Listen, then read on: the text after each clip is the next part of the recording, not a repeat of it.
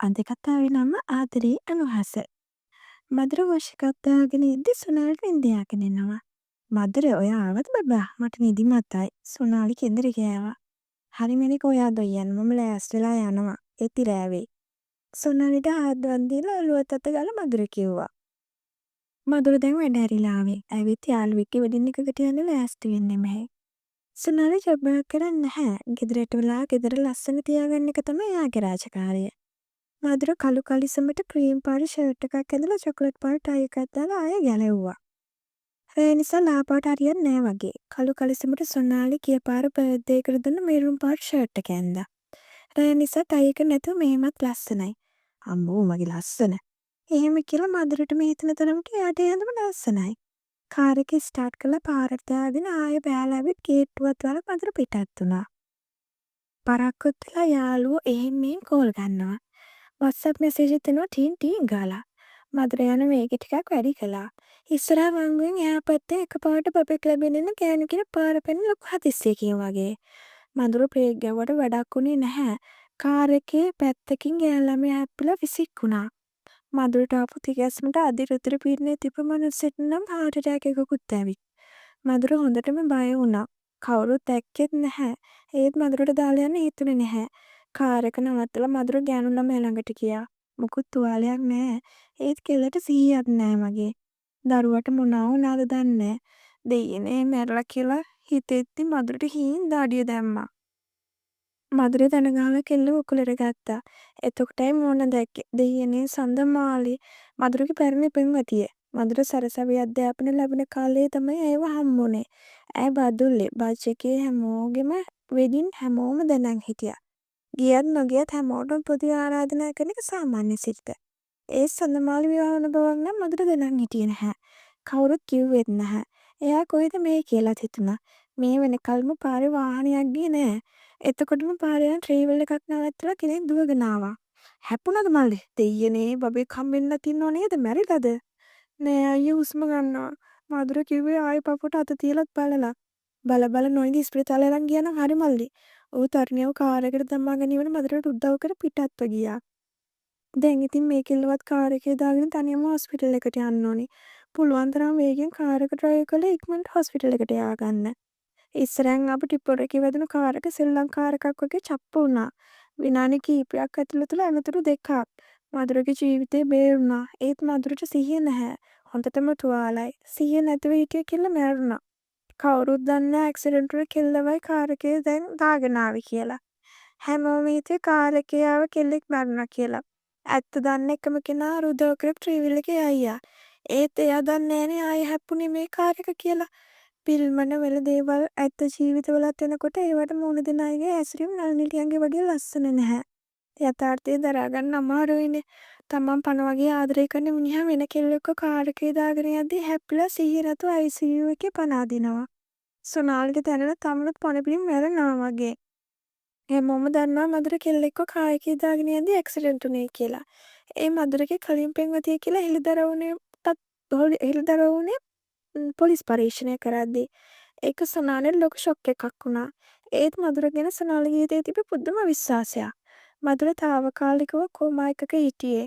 කොයි වෙලේ හරි මధుරගේ ඇත්ත දැනගන්නකම් සොනාලි දරාගෙන හිටියේ හරිම අමාරුවෙන්. මధුර බලන්න ආපු කැම්පස් එකේ අය කියන කතන්දර කනින් කොනින් සොනාලිට ඇහුණා. අපි දන්නේ නැතුව දිගටම සම්බන්ධය තියෙන්නේ නැති බා. මතකනේ ඒ කාලේ සෑහෙන දුරට ගිහින් හිටියේ. මధුරගේ අම්මා කැමතුනේම නෑනේ කුල ප්‍රශ්නයක් නිසා. නැත්තම් ඔක බඳින්නම නෙතින්නේ. ළමයාත් මුගේ ඇති වෙන්න ඇති බා. රත්තරන් ඇයි මට මෙහෙම කළේ මම කොච්චර ආදරේ කළාද? එහෙම කියා මధుරව අතක ගස් සොනාලි දැන් 100 පාරකටත් වඩා අඬලා ඇති. මේ ආත්මෙ නොකරපු දෙයකට මෙච්චර දුකක් ඇයිද අයියනේ? පෙර භවයක කළ කර්ම විපාකයක්ද? නැත්තම් දෙයියෝ මේ අපෙන් ගන්න ආතල් එකක් වද්ද කියලා සොනාලිට හිතුණා. එන්න එන්නම සොනාලිගේ හැසිරීම අමුතු වුණා. ගෙදර අය සොනාලිව මනෝචිකිත්සකවරයෙක් ළඟට එක්කන් ගියා. සොනාලි මානසික රෝගියෙක් වුණා. බෙහෙත් වලින් සුව කරන්න පුළුවන්ද කියලා 100% නිවැරදිව කියන්න බෑ කියන එක තමයි ડોක්ටර්ස්ලා කිව්වේ. ওই විදියට කාලය ගත වුණා. මාස කිහිපයකට පස්සේ මధుර යථා තත්ත්වයටපත් වුණා. කල්පනාවත් ටිකෙන් ටික ආවා. අනතුරු ගැන මතක් කරද්දී දැඩි ලෙස ඔහුගේ ඔළුව රිදෙනවා කියලාත් ඔහු කිව්වා. කාලයත් එක්ක මధుර හොඳටම සුව වුණා. ඩොක්ටර්ස්ලා ටිකින් ටික ඔහුගේ අනතුරු ගැන තොරතුරු ගත්තා. පොලිසියට අවශ්‍ය වෙලා තිබුණ තොරතුරු ගන්න පුළුවන් තරමටම ඔහුගේ තත්ත්වය යහපත් බව වෛද්‍යවරු නිර්දේශ කළාට පස්සේ පොලිසියෙන් ඔහුගේ කටුත්තර සනාහන් කරගත්තා. එදා හරියටම සිදුවීම ඔබට මතකද? ඔව් මම ගෙදරින් ආවේ වෙනින් එකකට යන්න. වංකුවෙන් යද්දී ගෑනු ළමයි කාර් එකේ පැත්තෙන් හැප්පුණා. හැප්පිලා විසි වුණා. ඒවල පාරේ වාහනේ ගියේ නෑ. ගෑනු ළමයට සිහිය නැති වෙලා තිබ්බේ. එයාව කාර් එකේ දාගෙන යද්දි තමයි ටිපර් එකේ හැප්පුණේ. ගෑනු ළමයා මිය ගිය නිසා මදුරුගේ කටුත්තරේ නිරවද්‍යතාවය තහවුරුනේ නැහැ. නමුත් කිසිම ප්‍රශ්නයක් වුණෙත් නැහැ නඩුවේදී. මොකද ටිපර් එක වැරදි පැත්තෙන් අධි වේගයෙන් ඇවිල්ලා තිබුණේ. සොනාලිගේ ඩොක්ටර්ස්ලත් එක්ක මදුරු කතා කළා. එයාලා කිව්වේ මදුරු දිගටම සොනාලියක ඉද්දි ටික ටික සොනාලි සුව වෙයි කියලා. බෙහෙතුත් දිගටම කරගෙන යන්න වෙනවා කිව්වා. උදේම නැගිටින මදුරු සොනාලිටත් එක්ක තේ හදනවා. ඊට පස්සේ සොනාලි ඇහැරවලා එළිය බංකුවකට එක්කන් ගිහින් දෙන්න එක කතා කර කර තේ බොනවා. ටික ටික සොනාලි එක්ක ප්‍රේමෙන් බැඳුන හැටි එයාලා ඉස්සර ඇවිදින්න ගියේව වගේ සුන්දර මතක දිගින් දිගටම කතා කළා. සොනාලි ටික ටික සුව වුණා. ඇක්සිඩන්ට් එක ගැන එකපාර කතා නොකර මధుර හිමින් කතා කරන්න පටන් ගත්තා. මැනිකට මතකද එදා මම නානී අක්කගේ වෙඩින් එකට යන්න ලෑස්ති වෙනවා. ඔයා නිදිමතයි කියලා නිදාගත්තේ. මම ඇඳ ඇඳුම ඔයා දැක්කේ නෑනේ. මම ඇඳේ කළු කලසම ඔයා කලින් බර්ත්ඩේ එකට අරන් දුන්න මෙරුන් කලර් ෂර්ට් එකයි. ඒක මාර ලස්සනයි සොනාලි. ඔයා දැක්කනම් මාවෙන් මිනුවා බදාගෙන. සොනාලි ආයෙසක විදිහට මధుර දිහාම බලාගෙන හිටියා. මధుරට හරි දුකී තුනේ බලන් ඉන්න විදියට. ඇයි මැනික? එහෙම කියලා මధుර සොනාලිගේ කම්බලකට ආදුවක් දුන්නා. ආදරේ. සොනාලි එහෙම හිමින් කිව්වා. ඉතින් මන් දන්නවනේ ඒකනේ මම ඔයාටත් ආදරේ. එදා වෙඩින් එකට යද්දි කාර් එකේ ගෑනු ළමයෙක් හැප්පුණා. එයාව මම කාර් එකේ දාගෙන යද්දි තමයි කාර් එක ටිපර් එකේ හැප්පුණේ පැටියෝ. අනිත් දේ තමයි යා සඳමාලි. මම ඔයාට කියලා තියෙනවනේ කැම්පස් එකේ තිබ්බ ෆෙයා එක ගැන. මధుර හිමීට පැහැදිලි කරා. දන්නවා. සොනාලි හිමින් කිව්වා. කොහොමද දන්නේ? මට සඳමාලි කිව්වා. මොකක්? ඔව්. සුදු සල්වාර එකක් ඇඳගෙන හිටියේ එයා. ඔයා සිහිය ආපු දවසේ එයා ආවේ. එයා බලන් හිටියේ ඔයා සනීප වෙනකල් කිව්වා. එදා ඇක්සිඩන්ට් එක ගැන සේරම කිව්වා. මధුරගේ ඇස් පුදුමයෙන් ලොකු වුණා. විශ්වාස කරන්නත් බැරි වුණා. හොල්මන් ගැන කතා අහලා තිබ්බට මේම අත්දැකීමක් ලැබිලම නෑනේ. මම වැරදියට හිතලා ඔයා එක රණ්ඩුවේ කිල්ලුවේ ආවේ කියලා යන්න. ආයෙත් නෑ කිව්වා. එයා වෙන තැනකට යනවා කිව්වා. එතනින් එයාට කතා කරනවා කිව්වා. එයා මගෙන් ඉල්ලීමක් කළා මధుර. ඒ මොකද්ද? බබාව හදාගන්න කියලා. මොකක්? ඇත්තටමද සොනාලි? ඉතින් ඔයා කැමතිද ඒකට? කැමතියි. මම කොහොමද දරුවෙක් වෙනුවෙන් බැඳ දවසින් දන්නේ බලන් ඉන්නේ. අපේ දරුවා එන දවසක එයි. එතකන් අපි මේ දරුවව ආදරෙන් හදාගමු. ඔයා දන්නවද සොනාලි? සඳමාලි හරි හොඳ කෙනෙක්. අපේ අම්මා කුළු ප්‍රශ්නයක් නිසා එයාට අකමැති වුණේ. අම්මට හොරෙන් බඳිමු කියලා මම කියද්දිත් එයා අකමැති වුණා. අම්මට දුකක් දෙන්න එපා කියලා. එයාගේ ආත්මේ පවා එදා ඔයා ළඟට ආවේ අපි දෙන රණ්ඩුවේ කියලා හිතලා. දෙයියෝ හොඳයිව කලින් ගන්නවා කියන එක ඇත්තක් නේද? මధుර හැඟීම්බරව කතා කළේ. ඔව් මధుර ආදරේ කියන්නේ ඒක තමයි. අපිට අයිති උනත් නැතත් ඉන්න තැනක සතුටින් ඉන්න දෙන එක. ඒ වෙනුවෙන් පුළුවන් දේ කරන එක. සඳමාලි ඇත්තටම ආදරේ කරන දැනන් හිටියා. අපේ කරදර කාලේ ඉවරයි මැනික අපි සතුටින් ඉමු. හෙට යමුද බබව බලන්න. මధుර සොනාලිව තදින් තුරුල් කරන්න ඇහුවා.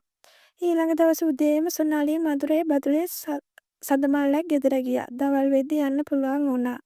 මధుර ගිය දන්නවා. කැම්පස් ඉද්දි සඳමාලිගේ තාත්තා මැල ගෙදර ගියා බැච් එකම එක්ක. ඊට පස්සේ තාත්තගේ පඩදානෙට ආරුව ටික එක්ක ගියා. මధుර පුතාලනේ එන්න පුතේ. සඳමාලිගේ අම්මා මధుරව ආදරෙන් පිළිගත්තා. මధుර බයෙන් ආවේ අම්මා බණී කියලා. මොකද සඳමාලිට මේ හැමදේමනේ තමන් නිසා කියලා මధుර ලොකු පසුතැවීමක් තිබුණා. අනේ අම්මේ මට සහස්වාරය සමා වෙන්න. මුලින් සඳමාලිව බඳින්න බැරි වුණාට. ඊළඟට එයා කාර් එකේ හැප්පුණාට. ඊට පස්සේ කාර් එකේ දාගෙන යද්දිත් එයා පරිස්සම් කරලා හොස්පිටල් එකට එක්කන් යන්න බැරි වුණාට. අනේ මට සමා වෙන්න අම්මේ මට දෙයියෝ කවදාවත් සමාව දෙන එකක් නෑ. මధుර කවදාවත් නැතුව ඉක්ක ගහ ගහ අඬන හැටි දැක්කම සොනාලිටත් ඇරුණා. සඳමාලිගේ අම්මා මధుරව බදාගත්තා. නෑ රත්තරන් පුතේ අපේ දුවගේ අවාසනාව. දුවගේ කේන්දරෙත් තිබ්බ පුතේ ආශ අඩුයි කියලා. පුතා වැරදි නෑ පුතේ. දැන් පුතා අපිව බලන්න ආවනේ. මේ අපි ලබා උපන් හැටි. අර කොහෙද යන නොසන්ඩාලෙට අහු වුණානේ.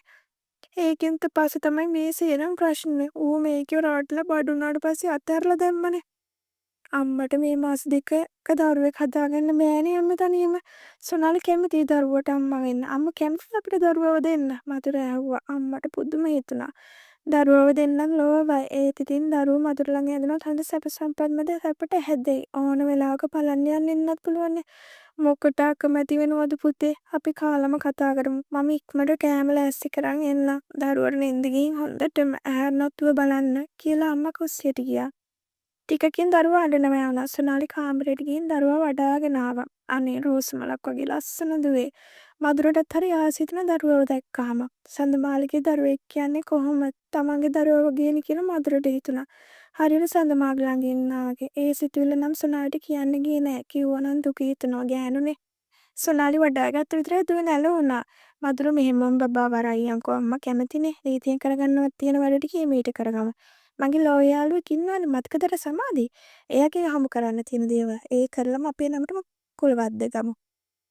ඒකට කියන්නේ කුලවද්ද ගන්නවා කියලාද? එහෙම කරමු එහෙනම්. සඳමාලිගේ අම්මා තනියම එකේ එයා කැමති නම් එයාවත් අපේ ගෙදර එක්කන් යන්න. දවල් කෑමත් කාලා දරුවත් එක්කගෙනම සොනාලි මధుරයි එන්න ආවා. සඳමාලිගේ අම්මා දිගටම නවතින්න එන්න කැමතුනේ නැහැ. සැරෙන් සැරේ ඇවිත් එන්නම් කිව්වා. පරිස්සමෙන් යන්න පුතේ. දරුවගේ මූණ ඉඹල ඇස්වල කඳුළු පුරවගෙන සඳමාලිගේ අම්මා සම්මත වුණා. තමන්ටම කියලා හිටිය අවසාන මිනිස් ප්‍රාණයක් තරම් කාර් එක හිතක් වගේ නොපෙනී යන කල්ම සඳමාලිගේම බලාගෙන හිටියා. අම්මා කෙනෙකුගේ දුකටද දුවට අම්මෙක් ලැබෙන සතුට තුනන්ද බතුළු ආසේ එකපාරට චූටි මල් වැස්සක් වහින්න පටන් ගත්තා. ඉතින් අදට කතාව ඉවරයි. අද කතාව ලස්සනයිද? ඔයාලට මොකද හිතෙන්නේ? කතාව ලස්සන නම් ලයික් එකක් දාගෙන යන්න. කමෙන්ට් කරන්නත් අමතක කරන්න එපා. හෙටත් ලස්සන කතාවකින් හම්බෙන්න එනකම් එවිනවස් YouTube channel එක subscribe කරලා තියාගන්න. ගිහින් එන්නම්.